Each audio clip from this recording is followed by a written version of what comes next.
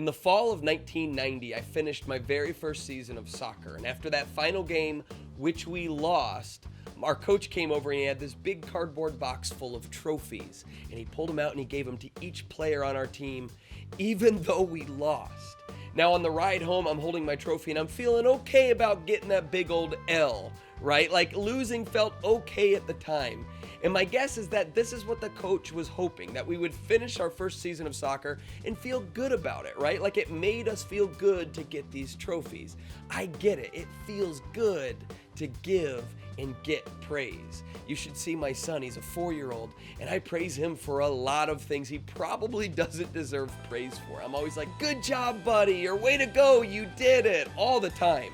And then now, like the other day, my son was in the playroom and he picked up a toy and he put it on the shelf and he looks at me and he goes, hey daddy, I just picked up my toy. Are you proud of me? And I'm like, I'm proud of you because you're my son. And I'm proud of you for all the wonderful things you've done in your life and who you're growing up to be. But I'm not so proud of you for picking up that toy. That's actually your job. I expect you to pick up your toys. Early on in my teaching career, I would have this system in my class where if a kid raised their hand to speak in class, or if they contributed something to the conversation, I would take a piece of candy and I would throw it out to those students. You know, every time they did something good, I'd throw them candy. And this is just something we did. And guess what? Kids raised their hands all the time in my class. And I felt really good about it until one day I forgot to bring in candy.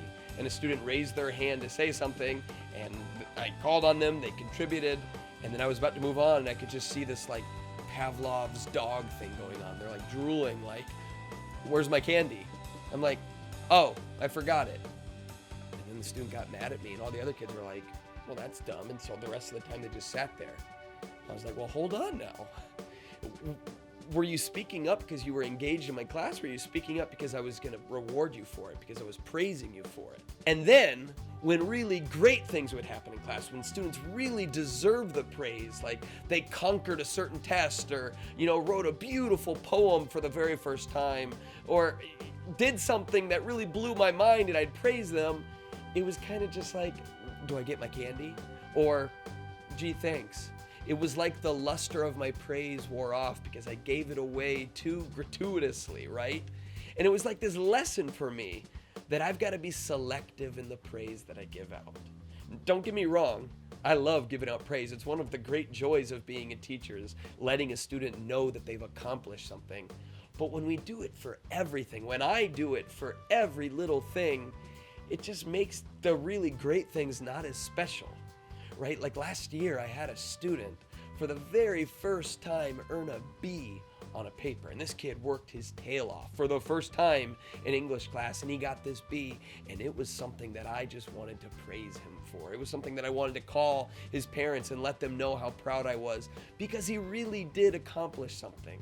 Or how about that student in maybe your class who wrote a word for the very first time, accomplished something that they'd never accomplished before? That deserves praise. Or that student in my class not too long ago who raised their hand for the very first time. Not because I gave out candy, and it wasn't because they felt comfortable doing it, because most of the year I couldn't get them to say anything, but finally they raised their hand and they contributed something in class. That gets praise. You know what I mean? Because then it's reinforcing that what you did was fantastic. Now, I really can't tell you when we should give praise and when not. I just know, I feel this conviction that sometimes we can do it too much. And when we do that, it makes those great moments, those wonderful moments that were worked for, and there was grit and hard work involved in attaining it, it kind of takes away from that. So I'm open to your thoughts on this, though. So if you leave a comment on this, I would just love to learn from you about how you decide when to give praise and when to hold it back, and what that looks like in your own classroom. Thanks for joining this discussion. My name's Trevor, and I can't wait to bring you another video next week.